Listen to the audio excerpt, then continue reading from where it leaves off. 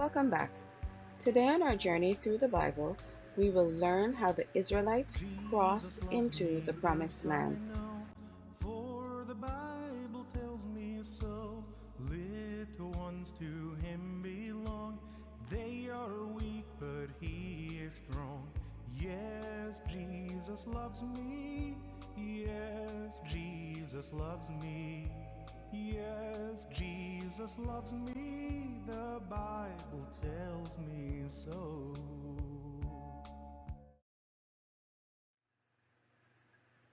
To the Promised Land, Part 2. Our memory verse today is taken from Deuteronomy 31, verse 6. Be strong and of a good courage. Fear not, nor be afraid of them. For the Lord thy God, he it is that doth go with thee. He will not fail thee, nor forsake thee. Moses, my servant, is dead. For 40 years the children of Israel wandered through the desert. For 40 years they lived in tents. For 40 years they practiced the laws of God. For 40 years they carried out the daily and yearly sanctuary rituals. For 40 years they learned to trust God. Moses repeated the laws of God to the people. He also told them of God's promise of blessing them when they were obedient, and the curses that would come if they were not. God had now led the children of Israel back to the Promised Land. The last of the individuals who were 20 years of age and older the first time they came to the Promised Land had died. Now Moses was 120 years old. God had told him that he would not lead the people into the Promised Land because he struck the rock the second time. So God called Moses up into Mount Nebo away from the congregation. While in the mountain, God showed Moses all of the Promised Land. Moses died and God buried him, and the children of Israel did not know where his grave was. God informed the people of Moses' death, and they mourned him 30 days. Later in the books of Matthew, Mark, and Jude, we learn that God resurrected Moses and took him to heaven. Before leaving the Israelite congregation, upon God's command, Moses had named Joshua, his faithful assistant, as his successor to lead the people into the Promised Land. The people were obedient to the will of God and followed the leadership of Joshua, the son of Nun. 2 spies. Following the great work that Moses had done with this large group of people, Joshua no doubt found this new position quite daunting. However, God was on his side, instructing him to be strong and of good courage. The people knew that God had chosen him as their leader and followed him faithfully.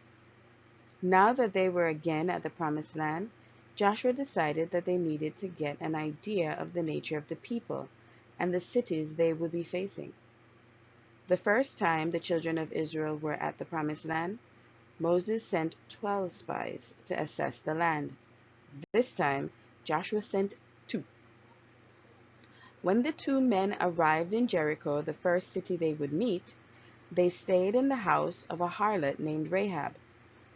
Her house was on the city's wall and was ideal for gathering information. Report went to the king of Jericho that spies were in the city staying at Rahab's home. So the king sent soldiers to investigate the matter. The soldiers demanded that Rahab should give up the 2 men, but instead she hid them under stalks of flax on her roof.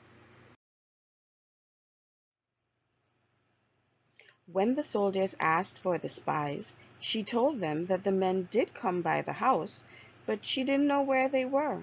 She said they left the city just before the gates were closing, and if the soldiers would go now, they might be able to catch them.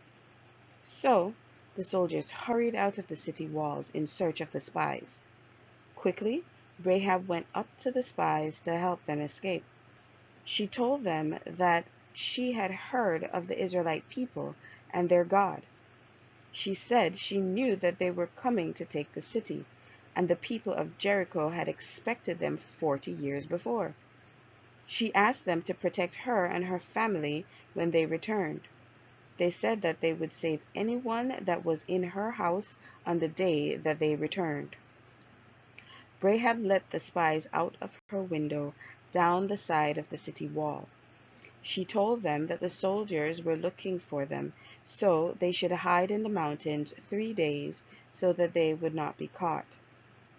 The spies told Rahab to tie the scarlet rope in her window as a sign of the promise. So the spies escaped and told Joshua and the children of Israel all that they had learnt. Crossing Jordan. Following the report of the two spies, the children of Israel were thoroughly energized and prepared to take their inheritance. Moses had left them with specific instructions on how the land was to be divided among the tribes. The tribes of Reuben, Gad, and half of Manasseh were to inherit land on the east side of the Jordan River. This meant that they could already occupy their inheritance. However, Moses instructed the men of these tribes to join the other 10 tribes in the battle to claim their inheritance on the west side of the Jordan River. The Israelites would now have to cross the Jordan River to get to the other side to claim the inheritance. Joshua prayed to God for direction. God told him to prepare to cross over the Jordan. On their journey into the Promised Land, they were to follow the Ark of the Covenant. So the people gathered behind the priests bearing the ark, prepared to cross over. As soon as the feet of the priests touched the river, the water coming down stood in a heap, providing dry ground for the people to cross. 12 men had been chosen, one from each tribe, to choose a rock from the riverbed to build an altar for a sacrifice of thanksgiving to God. After the last person crossed over, the priests bearing the ark walked out on the west side of the river, and the heaped water rolled back into its place. Jericho. After hearing how God stopped the flow of the Jordan River for the Israelites to cross, the people of Jericho became extremely afraid. They locked up the gates to the city, and their military was on high alert. No one could come into the city, and no one could leave the city. So, God instructed Joshua on the battle plan. The Israelite soldiers would march, just as before, following the 7 priests bearing the Ark of the Covenant. They would march. The 7 priests with the ark were to lead the procession, immediately followed by 7 priests with ram's horns, then followed by the soldiers. God instructed Joshua to have this procession march around the walls of Jericho once a day for 6 days in absolute silence. Then they would march around 7 times on the 7th day. At the end of the final cycle, the priests should blow their horns and the soldiers shout. So Joshua obeyed. The 7 priests carried the Ark of the Covenant, leading the procession. The 7 priests with the ram's horns carried their horns, and the soldiers lined up, and they all marched once each day for 6 days. The people of Jericho were inside, growing very nervous at this strange sight. Then, on the 7th day, the procession went around the walls 7 times, again in absolute silence. Then, at the end of the 7th time, the priests blew their horns, and all the soldiers shouted, and the walls of Jericho came tumbling down. The Israelites charged into the city, ready for battle. Joshua told the spies to get Rahab and everyone in her house and remove them from the city. God had instructed Joshua that the people were not to take any of the valuables from the city for themselves, because they would be cursed and bring trouble on all Israel. God gave Joshua and the Israelites victory over the city of Jericho, and for her faith in God, Rahab and all her father's family were saved from destruction. Ai. The Israelite soldiers' confidence was high following the victory at Jericho. Again, Joshua sent men up to the next city to survey and report on the nature of the land. When the soldiers returned to report, they said that the city of Ai was small enough that only a portion of the army would be necessary to conquer the city. So, Joshua sent about 3,000 men from the Israelite army to fight in Ai. When they went to fight, the army from Ai met them at the gates and drove the Israelites away, killing 36 of the soldiers. This defeat brought fear back into the heart of the Israelite soldiers. Joshua too was disheartened and fell on his face in front of the ark. He inquired of God why he caused them to lose this battle. God answered Joshua and told him to get up from the ground. There was work to be done. God informed him that there was sin in the camp. Someone had taken some of the cursed items from the previous battle. Joshua informed the congregation of what had happened. Joshua told them that God would identify the guilty party, first by tribe, then by family, then by household, then the specific individual. The punishment for the individual would be that he and all that he owned would be burnt. The next day, all the Israelites were gathered together by tribes, and Joshua went to work. First, the tribe of Judah was identified, and no one came forward to confess. Then the Zarhite family was chosen. Still, no one confessed. Then the Zabdi household was chosen. Still, no one came forward. Finally, God pointed out the guilty party to be Achan. So Joshua asked him to confess what he had done. So Achan finally confessed that he had taken Babylonian garments, silver, and gold. He hid them in the ground in the middle of his tent. As punishment for his crime, Achan, his children, and all his property with the items he took were taken out of the camp, stoned, and burned. After this, God told Joshua that they could go up to face the people of Ai. So the Israelite army went up to Ai and were victorious in this battle. Gibeonites. After hearing of the Israelite victory over Jericho and Ai, 6 of the remaining cities decided to join together against Joshua and the Israelite army. However, the Gibeonites decided to work cleverly.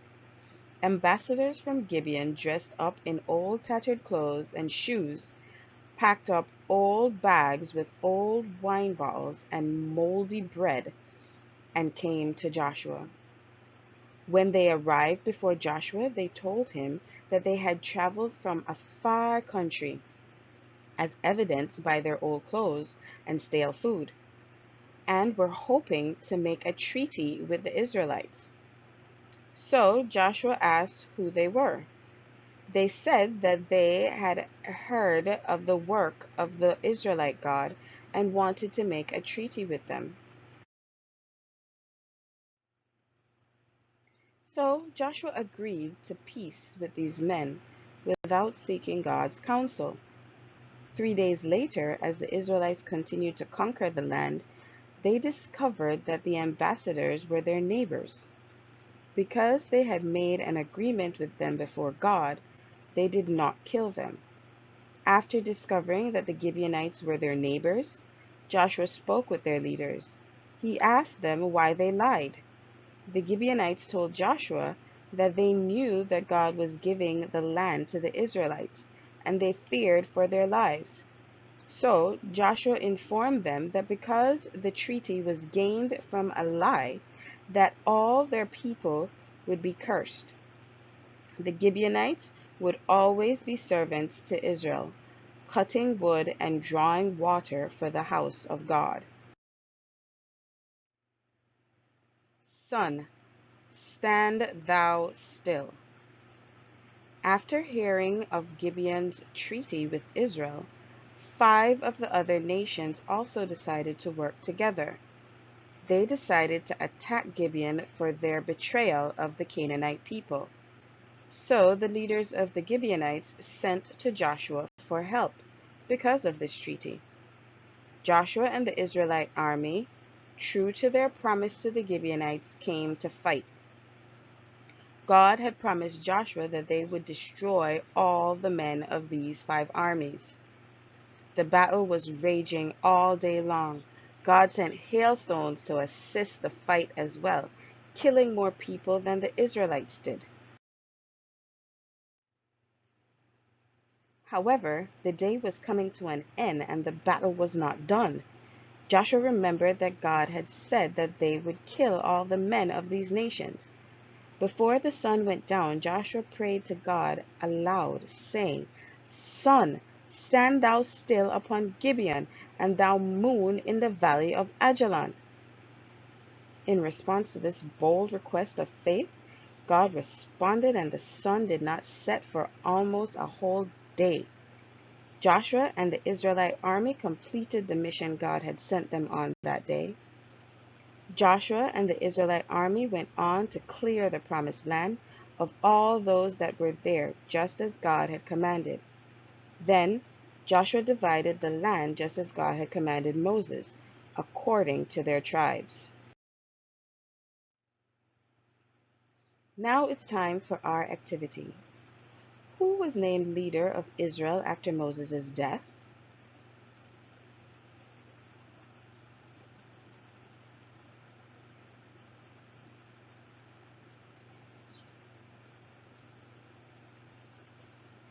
Correct, Joshua, his most faithful assistant. What was the token of promise that the spies would save Rahab and her family?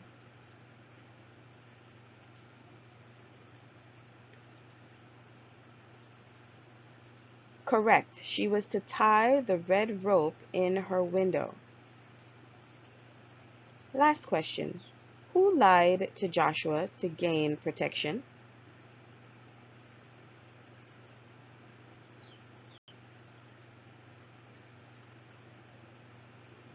Correct. The Gibeonite people. They pretended to be from a very far country seeking a treaty. Try to write or say the memory verse from memory.